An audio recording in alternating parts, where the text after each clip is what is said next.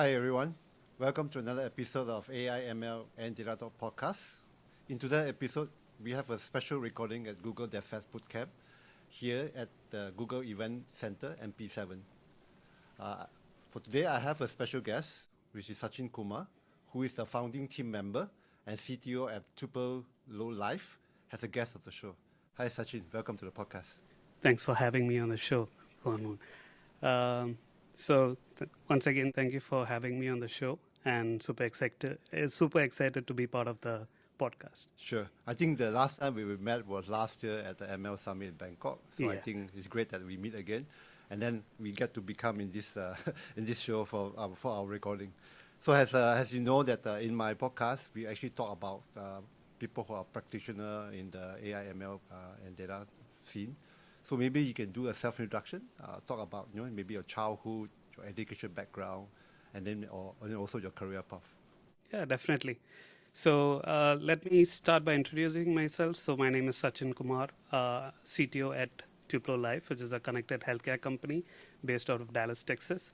So we are into connected healthcare. So we have our own FDA-approved wireless cellular medical devices connected to our precision care platform, and we have our own clinical teams monitoring patients in real time.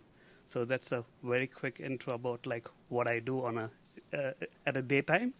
Apart from that, as you know, I'm a Google developer expert for Google Assistant and machine learning. My focus is more towards the conversational AI side. We'll pretty much cover what we'll be talking about that and why. and From my background perspective, to be very honest with you, I was never in my wildest dreams that thinking that I'll be in this specific field, especially in the IT field, right? So I wanted to be a filmmaker, a content creator. Right now, I've kind of balanced both together in some form of the other. But yeah, I was more towards the creative side, especially from a filmmaking standpoint. But yeah, was thrown into the IT field. But later on, one of the trigger points that basically got me hooked into this whole thing was back in my college, my university, especially towards the end of the first year, there was a course on J2ME, which was on Java for mobile editions. So if you remember our old Symbian Nokia devices, so we used to build applications for that. So when I joined that specific course, and then when I had a feel of whatever we kind of create right now is going to be in the hands of thousands of people. And that kind of got me hooked into this, right? So immediately I started getting more interested in that. And that was also a time where Google had Android cooking back in, like I believe back in those days it was like Labs or Google Labs or something like that. So I had the first glimpse of the Android emulator. So my tech journey kind of initiated from there because that got me so interested into like the whole ecosystem. And then the thought of how you can actually build something that can impact other people's lives. So then started working on like individual projects. My first ever application that I developed was like 3-4 months I took time, and it was first time that Android, everything was coming together, was a safety application. So irrelevant of whichever part of the world that you go, it uses different techniques to find out like the emergency numbers, along with sending out an SMS with a link to the maps and stuff. And it used to be multilingual as well, so it supported multiple languages. And that was how it started. So that was my beginning of my tech career. And one of the most beautiful parts where I got into healthcare is the fact that one of the users actually replied back to me. And back in those days, it's fresh out of college, you're building out an app, you want to make sure that you have a free version, you have a paid version. And one of the paid version customers email me saying that I am a person who's suffering from stroke, and I use your application whenever in case of emergency, so that my son can, uh, get in touch quickly. And that kind of changed my entire outlook. I was like, I'm not going to make any money out of this. I just made it completely free.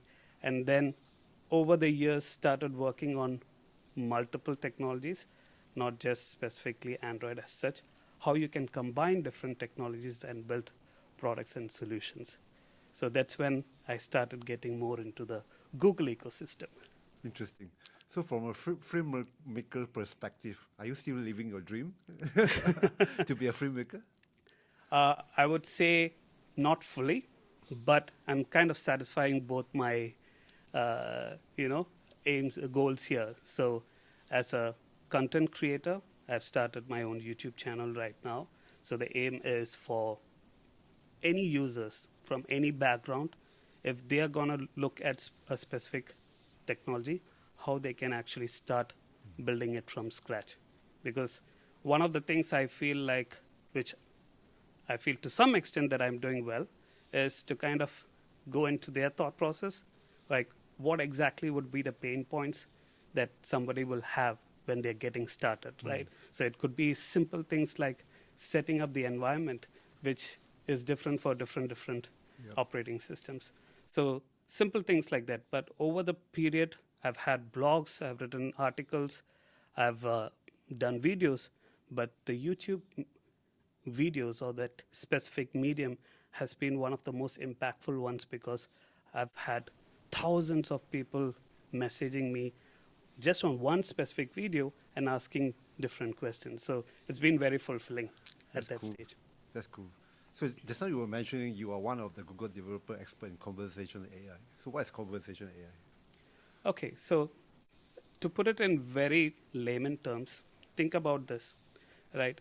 So the main idea, and I've told this to a lot of people, the main idea about interacting with a machine via voice, and for your machine to understand that and do a specific task, has been something that we've been aiming for, not just for the past 5 years, 10 years. We've been having it for like Yep. decades, right? I tell people I grew up watching Star Trek. I watched Star Trek, so you can see the captain speak to the computer and get the information. That has always been like a dream thing. Yep. And then with Iron Man and stuff like that, I'm sure a lot of people can connect to it. Yep. And one of the most important aspects of, be it the Google Assistant as such, is the way for you to actually have a natural conversation with a machine, and for the machine to understand what exactly that you're having, that you're trying to do, and getting that information back to you, or getting that information done in the most helpful manner, is what conversational AI is on a very high level. So last time we do have something like what we call a chatbot. So you actually interact with the robot at the behind by using text. Now we are moving to more speech. So of course now people are very excited about all these large language models. So we have like ChatGPT, we have Bard. So is the technology progressing even further, more advanced now compared to, or is there a different chatbot last time and now?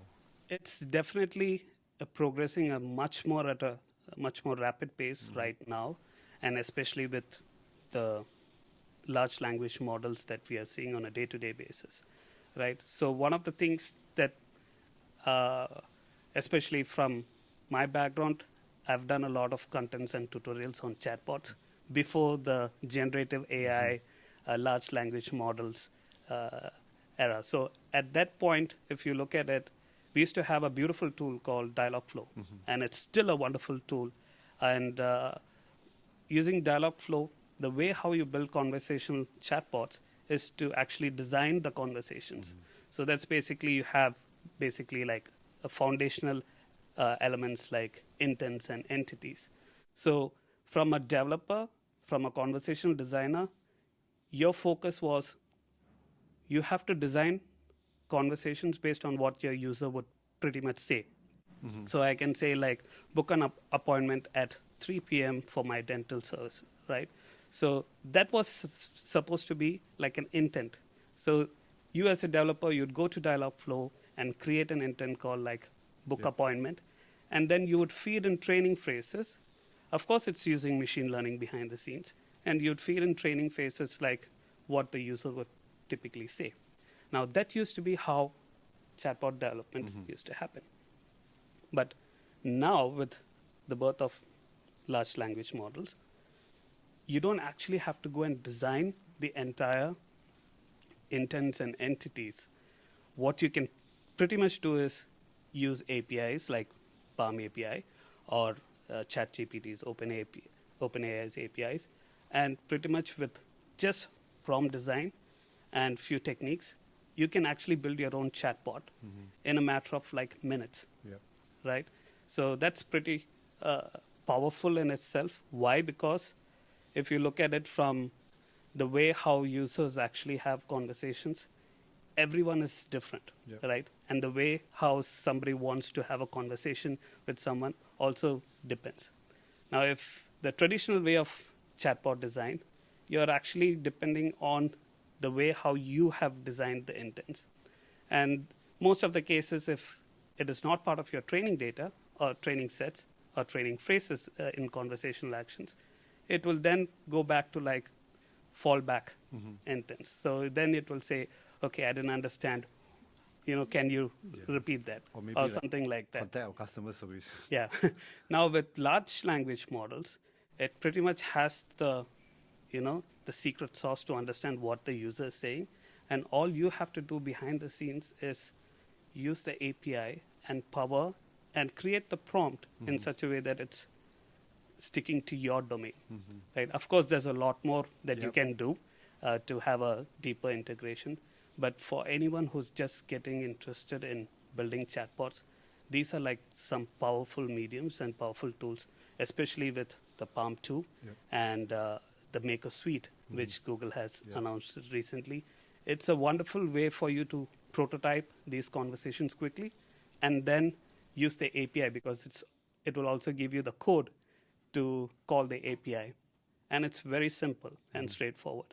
So I think these are like very interesting times where anyone with very little background on some of these technologies can easily get started with these. Okay. So just now you were saying that you were also focusing, because your first project was really related to health, and then you're also working now in like a health tech company. So where do you see the technology of LLM fit into this health sector? Okay, so from a health sector, as you know, it's highly regulated. There's a lot of compliance that is put in place. But eventually the aim or the vision that we would like to see is to have the patients have natural conversations with, be it virtual assistants, be it any form of conversations. And for the clinical team or the physicians or the providers to actually make decisions based on that, right? So there's a lot of things that we can actually do, but as I said, the technology is there, but still needs to go through all the regulations and stuff.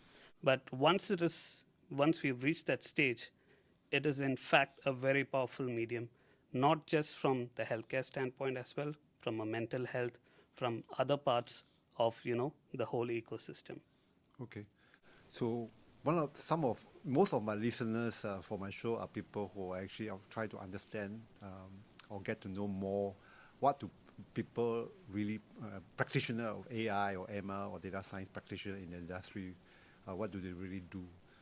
Do you have any project that you want to showcase that, like you explain that what are the challenges that you face, and then maybe give a glimpse of understanding of a common, like some of the projects that you have been doing? What are the common challenges that you face? Is it the technical challenges, the human challenges, or whatever? Okay, so from being in this industry, what I typically, the way how I handle things is I look at what are the tools that we have that we can use to actually build a solution to a problem. Okay, so we've had experience building like national scale hypertension programs in the United States. So one of the things that we've learned from doing a program like that is not everyone is tech savvy, right? Not everyone has the latest smartphones, latest devices. Sometimes you have to dumb down the technology from the end user standpoint, but behind the scenes, the technology should also be driving some of these automations, some of these, the entire pipeline, the data pipeline as well. So what I would pretty much do is, if I have a problem, I'll give you an example for one of the problems. So we had our one of the teams who were actually registering people. Very simple task that most of the companies do. You need to enter information on a form. And what used to happen is they were pretty much having two screens side by side, and they were looking at a PDF on the left, and they were manually typing in all the details. Now, what's the issue with this is their job is to actually do some other activities like clinical monitoring, patient monitoring and stuff. And rather they are actually sitting and spending time entering data entry job.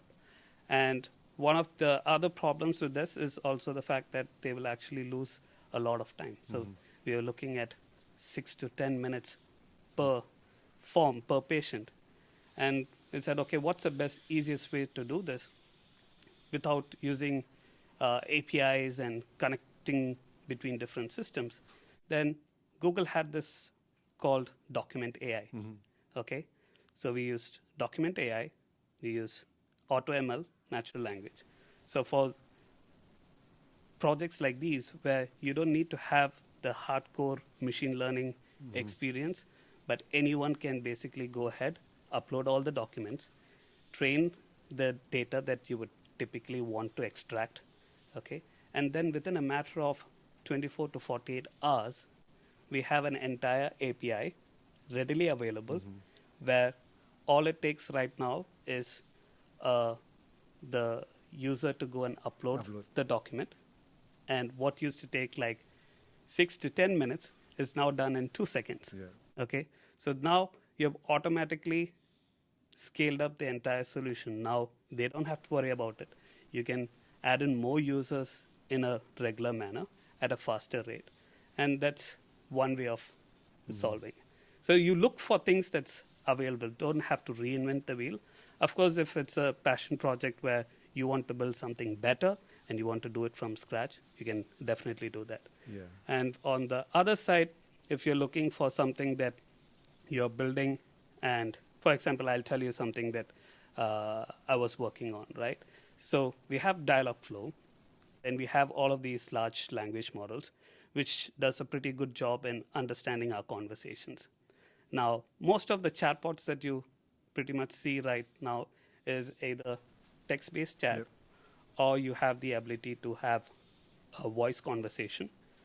So then I said, what's the next best thing that we can do? Put a face to the assistant, right? So then I was thinking, how can we actually put like a virtual avatar and have this conversation happening with all of these things working in together? So in that case, then I looked at something like Unity, a game engine. So then you have tools available where you can actually scan your photo and create a 3D model. So you can take that part. So now you have a 3D model. Then you have the Dialogflow or the large language model APIs. You club them both together, right? And then you can build out the application. Now, for things like if you're using Flutter, which is again an excellent framework for you to build once and deploy in multiple platforms, you can also combine that. Now with that, you basically have an application where you can have a virtual avatar, and adding on top of that, Google was actually announcing AR Core, right? So for augmented reality, I said, okay, what's the best thing that we can do? How can we take it a step further? So then now we have an augmented reality virtual assistant, fully functioning. Behind the scenes, it's using Dialogflow API or the large language model API. It depends on what you can do with it. And you get all the information in real time. So those are like some of the things that you can do. And the pretty much like the way how we solve these problems is like how you Yeah. can connect multiple things. So that's an Yeah. example. I think where that's a good advice. Where do not always start with a complex, I mean, looking for a complex problem to solve. Break it down, Right. and then build it the simplest solution first, and then slowly add more features into that. And one thing that I wanted to actually ask you is, and I know a lot of your podcast listeners already know about this. Been doing an amazing job, traveling the world, giving a lot of these talks. So, what is that? How are you doing this on a regular basis? What is that driving force? And we as community contributors, I'd love to hear your thoughts on what's driving you. Sure. So I think sometimes, I think doing the community job is like I think I mentioned before in other podcasts is something like what we call a labor of love. So I like sharing. I like doing community work because there is a place where people need people to contribute, because in a world of community there are a lot of people like to consume. They just want to be attendees, but they love to attend event, but at the back of the event there must be people who also want to contribute. So I see that being at the role of a contributor, it gives me satisfaction, and also allowed me to actually connect with more people around the industry, and also, like I said, it gives you another way to actually contribute back, where whatever that you know, if not just in your working place, but if you can contribute back, giving talks and doing all these events, it allows you to, because previously I worked as an academician for 15 years. Mhm. Naturally, in me, I like to do knowledge sharing. So towards the end, being a contributor in the community works is sort of part of my hidden self, where I hidden to be a academician. So there's something that I like to do. Yeah. Yeah, I think we both have that same synergy, Yep. and I think to an extent, a lot of Google developer experts Yeah. think in the same manner, Yeah. right? So the way for us to kind of impact communities across the world Yep. and also learn, because people think that why do all of this Yes. apart from your day job Yeah. and all of those things. But what I've seen is over the years, this has only propelled me as an individual, Yes. both personally and then professionally, to keep myself tuned Yeah. in with the latest in tech. If you're doing something not out of passion, it won't last long. Of course. I think we know that if you're doing something that you need to drag your feet, then you know that you're at the wrong field, you're doing the wrong thing. But if you're doing something that you are very, very passionate about, then I don't feel, a lot of people see that we spend a lot of time doing this, and where do you find the time? But if you're doing something that you love to do, you're passionate to do, and then you find the satisfaction. Even though it's tiring, it's very tiring, especially you do a lot of traveling, then you prepare talks after talks. But the satisfaction that you meet people, people recognize you, and then there's an impact. Things that we do that whether you see it or you don't see it, but you know that there's an impact that what you're doing. I think there's a satisfaction that we do in what we are doing. Yeah, and to all the listeners who are actually listening in right now, I think it's a wonderful example of how you as a contributor is kind of like spreading this joy and this knowledge across to multiple mediums, and from YouTube as well. Like, for one of the things that I've seen, as I've told, like I've never seen people interact, not even on blogs, right? So you'll find all the questions or queries all in the YouTube comments. And sometimes that actually helps me to like, okay, this is what people are actually looking for. Yeah. And that also gives us the next idea for the next content, Yes. right? So it's pretty interesting how, our lives have kind of like changed or Yep. propelled with the experience with the community. I think that's the reason why I started this podcast also. It was started during the COVID period. Exactly. So people are not doing any more community events. So I was sitting at home. I was thinking, okay, I still need to connect to the communities. So I started the podcast. I started inviting first all the MLGDs to be my guests. Then slowly I roll on to all other practitioners around the region. So I think that's the intention. And then slowly, even though my podcast now is not regular anymore, but I still continue doing it. So yeah. Interesting that you bring about COVID. So for people listening in, so you should always understand, like, yes, there's technology, there's machine learning, there's large language models, but at the end of the day, how can you actually leverage some of these technologies and impact people's life, Yeah. right? So with COVID, we saw a lot of digitization that's happening. One of the examples that I have for you is we created a chatbot, basically, the drive-throughs where we had people come in and take COVID tests. So we actually used Dialogflow back then and created a chatbot on Dialogflow CX, both for and ES, both on English and Spanish, and have that entire conversations going on just naturally, because people are used to forms, but they're in the car and they don't want to be sitting and typing in and going all the way back and forth. But just to have normal questions and have that conversation and get all the information ready. And it has also, like, instead of what they were doing like with paper, now when we went into digital, we were able to, like, what used to be like, let's say, 400 to 700 patients per day was now 5,000 to 6,000 on an average. So how you can actually use some of these technologies to, propel and scale your solutions. So that's also something that I want your listeners to actually think about. Nice talking to you, Sachin. So we have come to the end of our podcast. So hopefully our listeners out there have learned more about what you're doing and benefited from what you're doing from this podcast. So thank you very much. Thank you very much for your time, and then hopefully we'll meet again in the future. Thanks a lot for having me. Thank you.